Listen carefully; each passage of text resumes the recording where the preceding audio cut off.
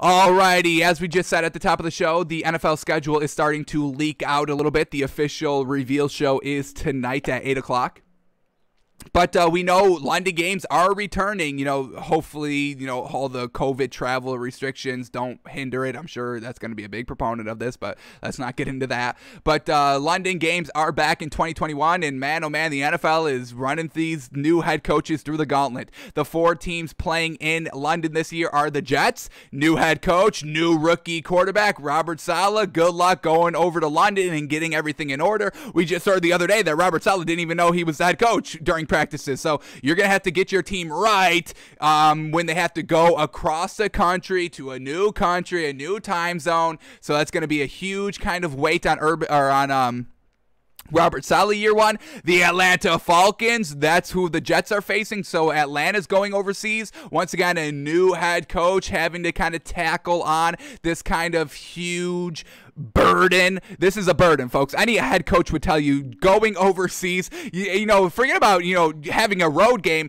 We're in a different country here. So getting your players right, getting the staff right, getting everything in order, trying to maintain that, hey, this is just a normal week. It's going to be tough for these new head coaches. So the new head coach of the Jets, the Falcons, and the Jags, Urban Meyer, Tim Tebow, get ready to go to London, baby. So Jacksonville Jaguars face the Dolphins also in London. Brian Flores, he's like, I've been a head coach. I'm the only non-rookie head coach here. We're going to go get it done over the seas in London. So the NFL is putting these new rookie head coaches through the gauntlet. Urban Meyer, Robert Saleh. I forget, does Atlanta even have a head coach yet?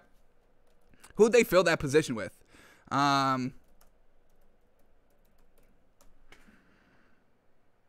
Smith? Is that right? When was this? February 18th? I think I missed that. I think I missed that. So, alrighty. Arthur Smith, good luck. You're going to be running through the gauntlet as well over in London. So, those are the London games, folks. Jets, Falcons, October 10th, and Dolphins, Jags, October 17th. Back-to-back weeks with that London game. 2:30 p.m., so a little unfortunate there. We don't get, unless that's local time. That may be local time because usually we get it in the morning, right? So we'll see. But two London games should be interesting, I guess. I don't like going over to London. I really wish the Dolphins weren't, but unfortunate. We gotta live with the schedule. So good luck, new head coaches in this league, not making it easy on them year one. Alrighty, and here is the official Week 1 schedule in the NFL. The first game tipping off the season is the Cowboys and the Bucks. Thursday Night Football, Cowboys in Tampa Bay.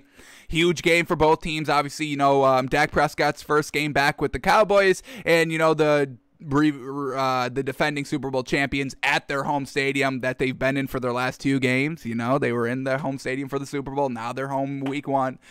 So making it a little bit easier for Tom Brady out the gate. And man, oh man, that defense, Dak Prescott going against that defense that we just saw that the Bucks brought all 22 starters back, offense and defense. So Dak Prescott, that ankle, you better hope it's real ready to go, because that, Vita Vea and Ndamukong Suh and JPP, they're coming for that ankle again. So not a real great Week 1 competition, especially for the dysfunction offensively, defensively for that Cowboys team. We are going to talk about the Cowboys a little bit more in another story, but not looking good for the Cowboys Week 1.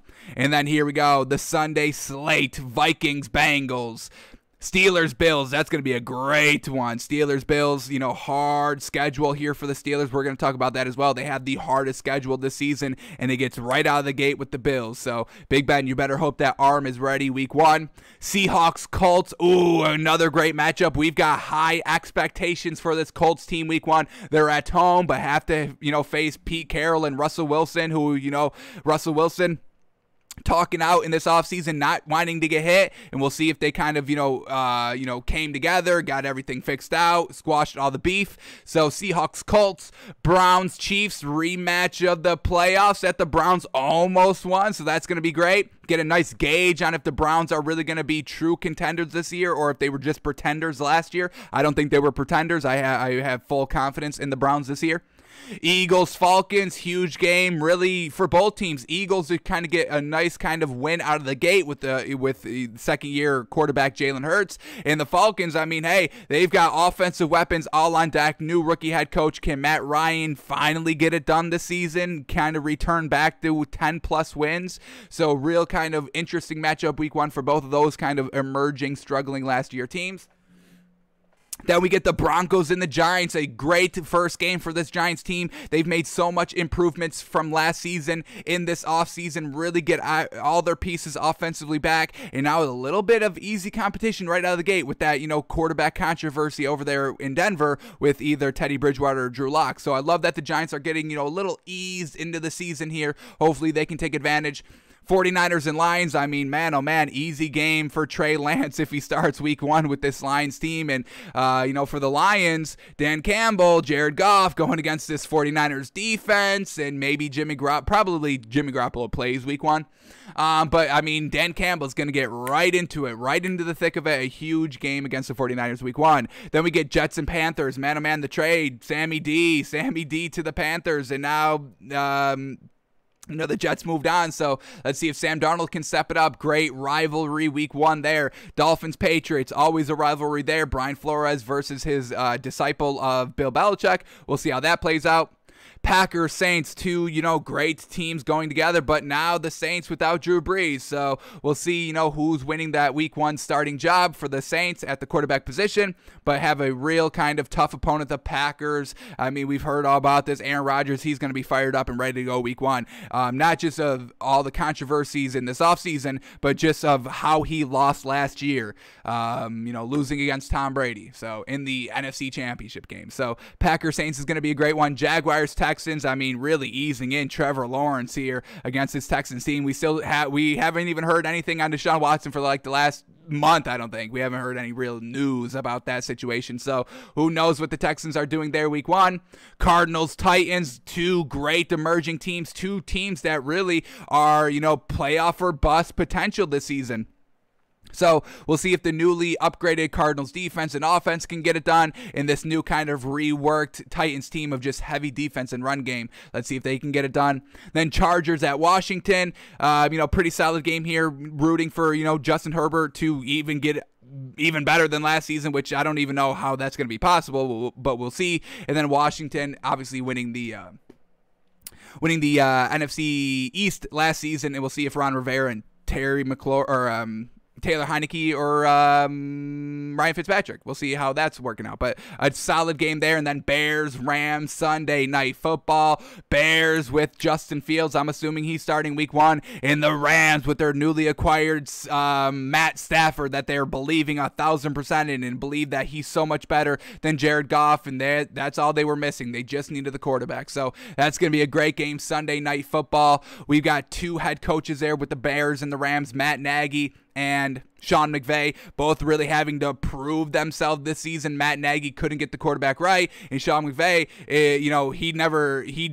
he inherited Jared Goff. He didn't draft him, so he's like, hey, now I'm finally getting my guy. So Bears, Rams, Sunday Night Football going to be absolutely amazing. And then the Monday night game is the Ravens at the Raiders. Raiders, got off to great starts. Ravens can't get it done in the playoffs, so we'll see something's got to give. So a huge, great week 1 schedule. Cannot wait. The countdown is on, folks. All right, and then the return of Tom Brady to Foxborough, baby. Tom Brady will visit Foxborough to face Bill Belichick and the Patriots in week 4. So another huge coveted matchup to watch out for. Brady gets his revenge, or does Bill Belichick play a little spoiler? We'll see what happens there. But great storylines going into the season. A lot of great storylines week 1, and that's just week 1, folks. We got an extra week this year, extra game, looking great. Alrighty, and now we have the hardest to easiest schedule here. I think we talked about this maybe a couple of months ago, but we can always bring it up again here. So the Pittsburgh Steelers have the toughest schedule, and like we say, this is going to be real tough for them. Najee Harris is really going to have to pull his weight as a rookie running back, because we just saw Big Ben's arm just kind of really start to deplete as the season went on, and now he has to go and face the hardest schedule this season. Big Ben, that arm, man, it's going to take a real pounding throughout this season. So not looking good for the Steelers here. Running game and the defense is really going to have to be on point for the entire season. Not like last year where the running game could not do anything and the defense just kind of floundered at the back end of the season because they were really just kind of being, just kind of leaned on all season.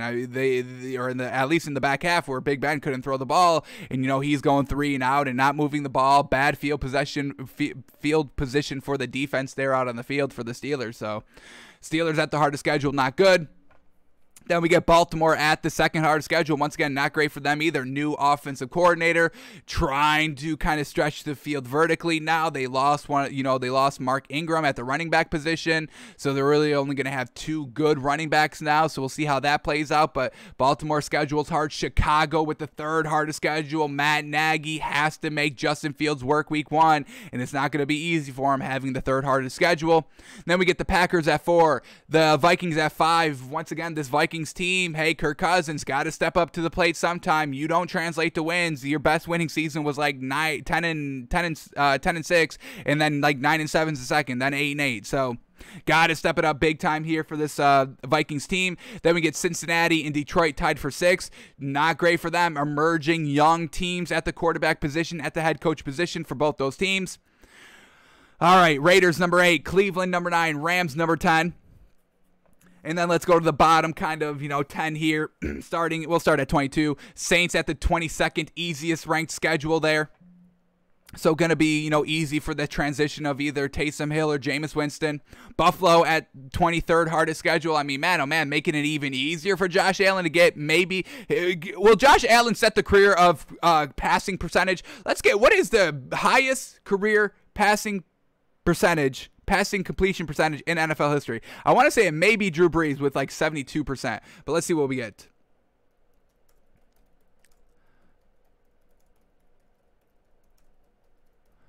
Because Josh Allen, we just saw the leap, 69% last season. So it is Drew Brees has the first 3 highest here of NFL's highest season completion percentage. Number 1, Drew Brees at 74.4, then Drew Brees at 2 with 74.3, and then Drew Brees at 72%, and then Sam Bradford, number 4, at 71%. So this is going to be a huge season for completion percentage. We saw Aaron Rodgers just hit 70% last season. We saw right here. Aaron Rodgers is now number 6 in the 6 best completion percentage for an entire season at 70.7. So we just saw that get big last season. Josh Allen was at 69. Where's Josh Allen at now? Josh Allen, he's now number 25, folks. How crazy is that? Josh Allen is the 25th most complete of a season passer there at 69.2%. So we'll see if he's able to kind of get to 70, 71, 74. Can he break the record? Easy schedule here for him, so potentially. All right, Indianapolis, the Colts with the 23rd hardest schedule here. Easy for them. They've already got the infrastructure there, so they really should have success this season. No excuses here for the Colts, folks. Giants at the 25th hardest schedule. Fantastic for them. Easing in Daniel Jones, year 3. Easing Jason Garrett into the second year of the offensive coordinator position. And easing in Saquon Barkley back in from his injury last year. Fantastic. Carolina Panthers, hey, working out for Matt Rule here, getting a new quarterback for Sam Darnold and having a really easy schedule here. Denver and Miami both tied for the 27th hardest schedule, both great for these teams. Teddy Bridgewater potentially getting in the starting lineup there at the quarterback position for Denver. And then the Dolphins, hey, we just needed a wide receiver and we got one, so we should be fine this season with this easy schedule. Then how lame is this? Tampa Bay, 29th hardest schedule. Womp womp. We know they're going to repeat as champions. Easy peasy. Atlanta with the 30th hardest schedule there. Great for them. Matt Ryan and that absolutely loaded offensive roster. At least with the wide receivers, they are kind of lackluster at the running back position. Dallas and Philadelphia at 31 and 32 for easiest schedule. Philadelphia with the easiest schedule this season. We don't like their new head coach, so he really should at least be winning at least 6 games this year if you're having the easiest schedule. And then Dallas at number 31. Well done for Mike McCarthy. Hopefully, he can finally get it done this season. Get back to, maybe some of those glory years with the Packers. You know, he did go to 4 NFC Championship games with the Packers, so I got to give him a little bit more respect than what we have been giving Mike McCarthy. Not too much. He still has to prove a lot this season, but maybe we'll start to tamper down the Mike McCarthy slander a little bit, maybe, depending on how we're feeling. But they have a nice, easy schedule here, so no excuses here for Mike McCarthy this year.